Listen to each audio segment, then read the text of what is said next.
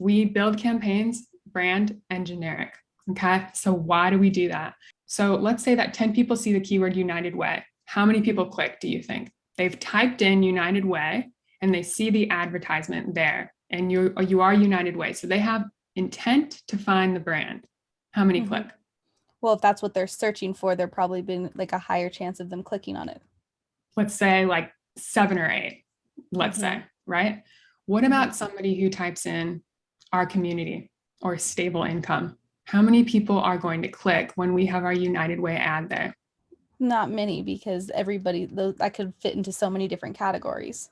Exactly. So we have to split out keywords that perform differently, brand in one campaign, because they're all going to perform really well. We're going to have hopefully a lot of conversions, a high click-through rate. The generics need to be split over here because they aren't going to perform as well. They're going to have a lower click-through rate, lower conversion rate. So I need to have separate campaigns.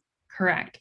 So generally, like when I build grant accounts with clients, is I look at the website. So like, let me just go to this website really quick.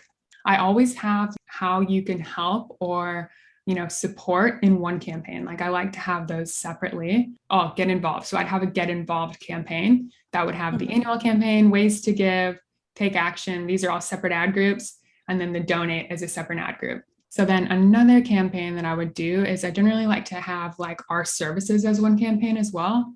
So I think that would probably be our impact, I would guess. So you could have like, oh yeah, here we go. So there's a bit, you could have like, these would all be separate ad groups, right? Because these are the services that they offer. Maybe community investment is a separate ad group.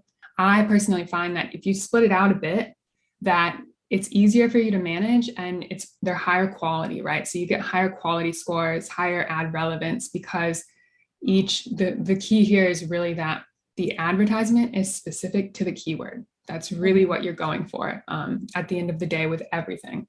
Okay. So the more specific you can make it, the better it's going to perform.